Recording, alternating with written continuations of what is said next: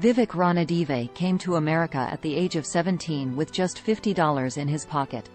A few months prior, he had been accepted to MIT at the young age of 16. However, in the 1970s the Indian government did not release foreign currency for students to study abroad. Vivek is not one who accepts losing easily. Refusing to take no for an answer, Vivek talked his way into the office of the Reserve Bank of India and managed to get the required foreign currency for the first year's tuition. Decades after his graduation from both MIT and later Stanford. Years removed from starting his third successful software company, Vivek was staring down what he saw as one of his most difficult challenges yet. National Junior Basketball, the Little League of Basketball. Despite having no prior experience, his daughter Anjali had decided she wanted to play. To follow suit, Vivek, also having no prior experience, decided to coach. At the first practice, Vivek analyzed the situation. 2 of his girls were real basketball players. The rest, including his daughter, had never played before. They weren't tall. They couldn't shoot very well, and even dribbling was not easy for them. His girls were not the sort who spent their free time playing pickup basketball, but many of their opponents did. It was clear to Vivek that his team was severely overmatched. But Vivek is not the kind of person who tails losing easily. Vivek grew up watching soccer. The first time he watched basketball, he thought the sport was silly. After a team scored, they immediately retreated to their own end of the court, and patiently waited for the opposition to get close before they even bothered to play defense. While the court itself is 94 feet long, it seemed as though the entire game was played in the final 20 feet.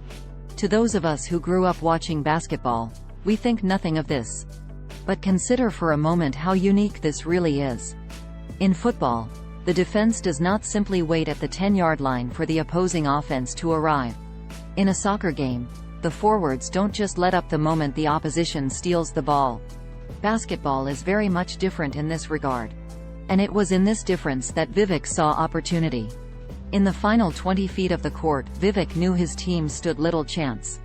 Their basketball skills quite simply couldn't match up with opposing teams who could shoot, pass, and dribble far better than his. If his team was to have a chance at winning, their best shot would be to prevent the opposition from reaching the final 20 feet. Vivek taught his girls to run what is known in basketball as a full-court press, though Vivek himself didn't know this term. To him, it was simply the optimal strategy to neutralize his opponent's strength. The team's strategy relied heavily on 2 time limits in basketball.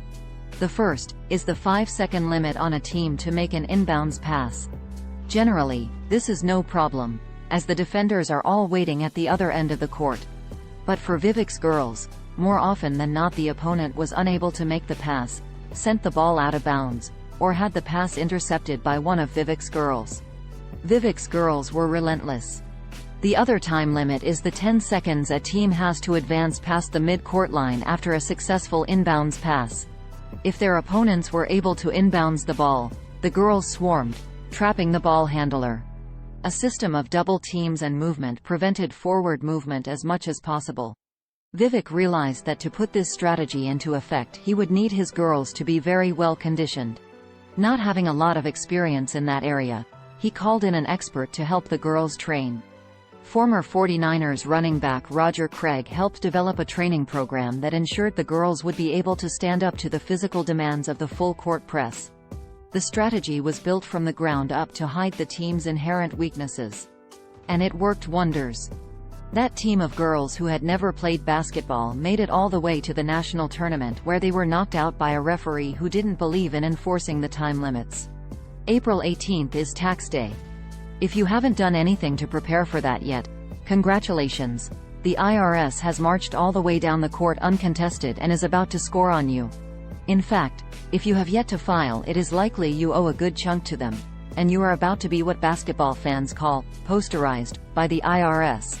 Sadly, this late in the game, I have no advice I can give you to prevent this from happening.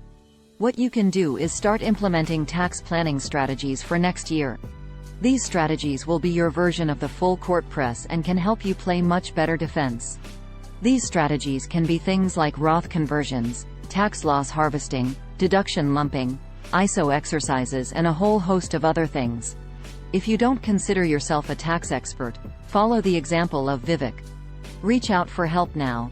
Contact a financial planner who specializes in this kind of thing to start putting the plan in motion and coordinating what strategies you can use to the biggest benefit. If you continuously wait for the IRS to get to the top of the key before you bother to do anything about it, they are going to win the game. Your best opportunity is to use all of the tools available to you, before they ever get there, to try and stop them. Do that correctly, and while they will still score some points, you will win the game.